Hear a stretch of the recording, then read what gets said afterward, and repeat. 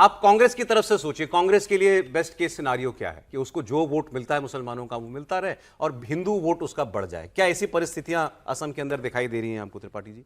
कांग्रेस के कमबैक की कोई सिचुएशन? नहीं, देखिए, एक तो ये कि मैं तो इसी को ठीक नहीं मानता हूं कि आपने शायद कहा कि अब तो बदरुद्दीन अजमल उनके साथ अभी है नहीं, या आप लोग सहमत हैं ना?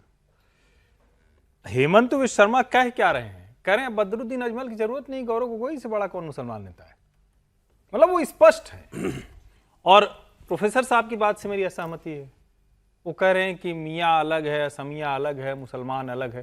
हेमंत विश्व शर्मा की नजर में अलग नहीं है। बोलते तो वो यही है जो प्रोफेसर साहब ने कहा। मैं सर आपकी बात को और थोड़ा आगे ले जाता हूं। हेमंत विश्व शर्मा जब मियाँ असमिया कहते हैं तो वो शाब्दिक अर्थों में यही कहते हैं कि मियाँ मतलब जो बाहर से आया और असमिया मुसलमान वहां का है। तो असमिया तो हिंदू भी है, फिर वो मियाँ असमिया का भेद क्यों करते हैं? क्योंकि उनको पता है कि बड़ी वो बॉर्डर लाइन पर खड़े हैं, जैसे कहते हैं ना कि वो ये थोड़ा सा गड़बड़ हुआ नहीं कि मामला गड़बड़ाया नहीं।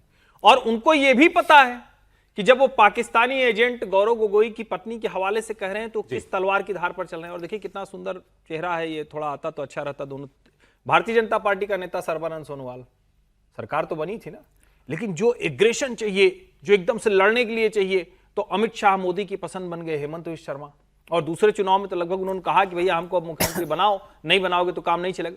बनाने का लाभ हुआ है, लेकिन बहुत तलवार की धार पर चलने जैसा है। निश्चित तौर पर भारतीय जनता पार्टी को वहां एज दिख रहा है, लेकिन इतना आसान चुनाव नहीं। मैंने जो पूछा था आपसे नॉर्थ ईस्ट में एक लाइन बोलूं, नॉर्थ ईस्ट में वो अमित शाह और प्रमोद महाजन दोनों के वो कॉम्बिनेशन। मैं जो आपसे पूछा था कि कब चीफ मिनिस्टर बने, निश्चित तौर पर उसमें तो ये पहला चुनावी टेस्ट है हेमंत विश्व शर्मा का। नहीं, पहला चुनावी टेस्ट नहीं, यही मैं पूछ रहा था आपसे उस वक्त। वो 2021 के चुनाव में मुख्यमंत्री नहीं थे, लेकिन मैं तो चूंकि 2021 मुख्यमंत्री तो नहीं थे ना। हाँ, नहीं थे एज सीएम तो पहला ना, लेकिन 2021 के चुनाव की पूरी कमान उनके पास थी। बिल्कुल। और वहां प्रतिदिन, चूंकि मैं उस वक्त था वहां गुवाहाटी में, और उसके बाद मुझे उनका वो बयान याद आता है। उन्होंने कहा कि अगर अपनी कॉन्स्टिट्यूंसी में मुझे ज्यादा दिन जाना पड़े, इसका मतलब मैंने कुछ किया नहीं। आप कह रहे हैं बीजेपी के लिए करते हैं बाद में जाते। बीजेपी के लिए इतना आसान भी नहीं है। नहीं, आसान उनको एज है, लेकिन ऐसे आप नहीं कह सकते कि एकदम जीते ही रहे। हाँ सर, अब आप जीतना हारना, देखिए, एक तो समझिए कि हेमंत विश्व शर्मा कौन है। कांग्रेस से बहुत सारे लीडर पिछले 10 साल में बीजेपी में आए कांग्रेस से।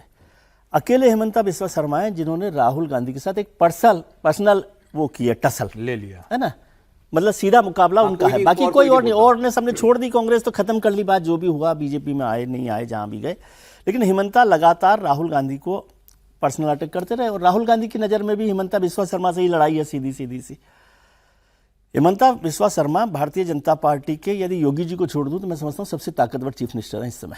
बिल्कुल ठीक है, एग्रेसिव है। और असम का election most communal, most polarised election है, इसमें कोई शक नहीं। ये पैसेज मत दीजिए कि असमिया है, मियाँ हैं, हिंदू है। उसको हेमंत विश्व शर्मा के हिसाब से नॉन हिंदू और हिंदू, ये सीधा है। वो हिंदू मुसलमान, उनको कोई भेद ही नहीं है। प्रोफेसर साहब को शर्म है, उनको नहीं है। समझे, असली बात यह है। अब इलेक्शन कमीशन तो कैसे देखेगा, वहां तक जाता नहीं, दूर होता है बहुत असम, गुवाहाटी बड़ा खुल के बोल रहे हैं। तो मोस्ट कम्युनल इलेक्शन असम का होने वाला है। मोस्ट कम्युनल इलेक्शन है, मोस्ट पोलराइज्ड इलेक्शन है, लेकिन मोस्ट पावरफुल चीफ मिनिस्टर का। और मैं बीजेपी को एज में देखता हूँ इसमें। असम में कोई आप भी एज मानते हैं? बिल्कुल एज है, मतलब कोई ऐसा वो नहीं है। इलेक्शन कैसे लड़ा जा रहा है, किन इशू पे चल रहा है, वो अलग है, लेकिन इलेक्शन रिजल्ट्स के हिसाब से देखें, मुझे लगता है हेमंता बहुत ताकतवर तरीके से इलेक्शन लड़ रहे हैं। और गौरव गोगोई अकेले पड़ रहे हैं, कमजोर। कांग्रेस उस तरह से उनकी लड़ाई में शामिल नहीं है। भले ही प्रियंका जी भी वहां हैं, तब भी आप ये मत कहिए भाई। आप प्रियंका जी भी हैं, इमरान मसूद। प्रियंका जी वो थे यूपी में प्रभारी थी, दू में 1 सीट रह गई थी, दू थी 1 रह गई थी। ऐसे मत कहिए भाई, आप बार-बार याद दिला रहे हैं कि वो प्रभारी हैं। लेकिन मूल जो बात जो विजय जी ने कही, देश में एक समय में नरेंद्र मोदी और अमित शाह कहते थे कांग्रेस मुक्त भारत, कांग्रेस मुक्त भारत। हालांकि मैं किसी पार्टी के मुक्त का विरोधी हूं निजी तौर पर लोकतंत्र में, लेकिन पार्टी तो चाहती है। असम में हेमंत विश्व शर्मा ने लगभग कांग्रेस मुक्त कर दिया, इसलिए नहीं लड़ पा रही। दो और बड़े राज्य जिनकी, जहां बीजेपी जो है वो दावे तो खूब कर रही है इस बार, उनकी बात भी कर लें, तमिलनाडु और केरल। पहले तमिलनाडु की बात आपने बोलने नहीं देंगे। अच्छा, आपको इस पर सॉरी बोल लीजिए ना। मैं शर्म नहीं कर रहा था सर, मैंने उन्हीं को कोट किया लिहाज था। कह रहा हूं मैं, मैंने उन्हीं को कोट किया था, मैं लिहाज नहीं कर रहा हूं। मैं तो मानता ही हूं कि वो कभी वोट नहीं करते भारतीय जनता पार्टी को, और भारतीय नहीं, जनता सवाल पार्टी यह है जब हेमंत विश्व शर्मा मियां कहते हैं तो मियां मुसलमान कह रहे हैं कहते या बांग्लादेशी मुसलमान कह रहे हैं? नहीं, जब वो कहते हैं तो वो मियां कहते हैं तो बांग्लादेशी मुसलमानों के लिए कहते हैं। पब्लिक बार डोमेन हिमंता के जी से भी लिए मिलिए सुन लीजिए, धैर्य रखिए। पब्लिक कंजम्पशन के लिए वही है, लेकिन सच्ची बात तो है In कि effect वो क्या है? पूरा मुसलमानों के लिए ही बोलते अरे एक लाइन याद दिला दे भाई, एक ही लाइन में खत्म हो रही है जरूरी आपकी है, क्योंकि उससे हेमंत विश्व शर्मा से पूछा गया कि भाई मुसलमान आपको वोट देगा क्या?